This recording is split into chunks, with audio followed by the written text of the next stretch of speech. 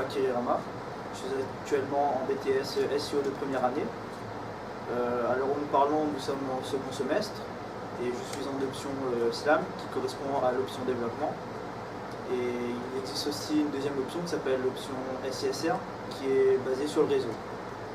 Alors est-ce que tu peux nous dire comment est-ce que tu as réagi lorsque on t'a demandé de former tes camarades, les profs et les agents dans l'établissement? Écoutez, j'ai trouvé ça très intéressant car beaucoup de gens demandent des formations pour les nouvelles technologies, pour apprendre à utiliser un logiciel, surtout les logiciels de base qu'on a présentés lors de la formation. Et donc pour nous, ça nous a permis de tester nos capacités à enseigner aux élèves, à savoir si nous-mêmes on a compris, car si on a compris un sujet en fait, ça nous permet d'expliquer au mieux à d'autres personnes qui ne connaissent pas forcément le sujet. Et donc voilà, ça nous a fait une bonne expérience là-dessus.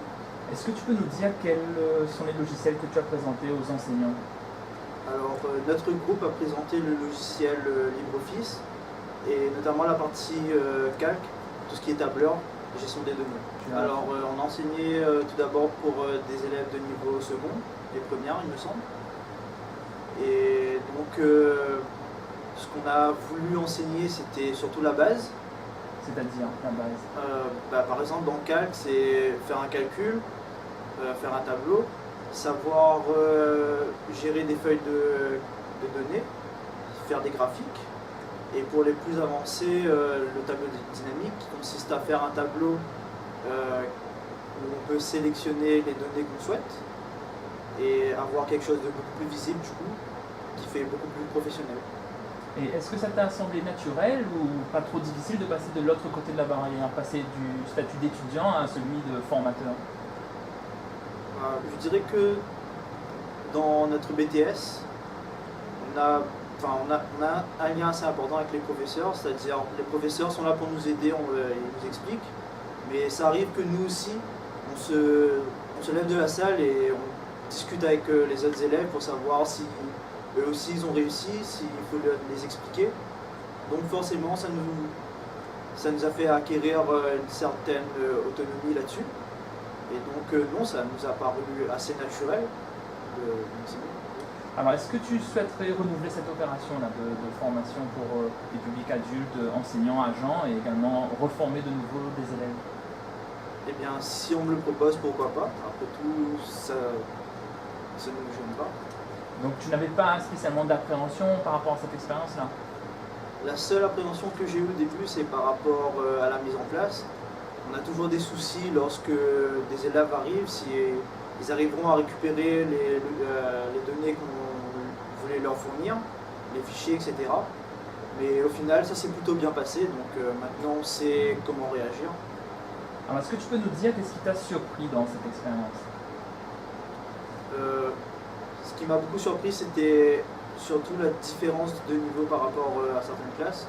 Il est vrai que dans certaines classes, on devait passer beaucoup plus de temps à expliquer certaines notions.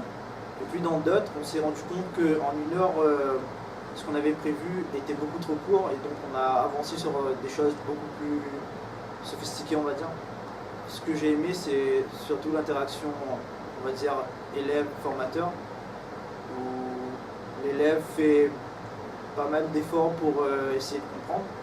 Surtout que quand nous-mêmes on est étudiants, c'est pas la même approche qu'un professeur et un élève. On est beaucoup plus à l'écoute, on comprend mieux les difficultés que reçoit l'élève. On ressent tout de suite une différence lorsque c'est élève-professeur. Comme nous-mêmes on est passé par là il n'y a pas longtemps, on sait quelles difficultés reçoit l'élève et du coup on peut l'expliquer calmement et disons, on parle entre jeunes, on va dire. Est-ce que tu peux nous dire si tu vois des axes d'amélioration? Qu'est-ce qui pourrait être amélioré dans l'organisation de cet événement? Eh bien, il y a toujours moyen de faire mieux lors d'un événement, je pense. Et là, pour nous, c'était... je pense que c'est surtout la rapidité à mettre en place les documents, parce que c'est vrai qu'on avait un petit peu perdu de temps, on va dire. Mais je pense que c'était dû aussi par rapport... comme on est aussi étudiant, on a aussi des obligations. Et donc, je pense que les timings ont été quand même assez respectés. D'accord. Et est-ce que tu aurais d'autres idées de formation? pour l'avenir? D'autres idées de formation, ce que j'avais trouvé intéressant par rapport aux formations qui ont été proposées, mais bon, moins par rapport aux demandes, c'était les formations Linux.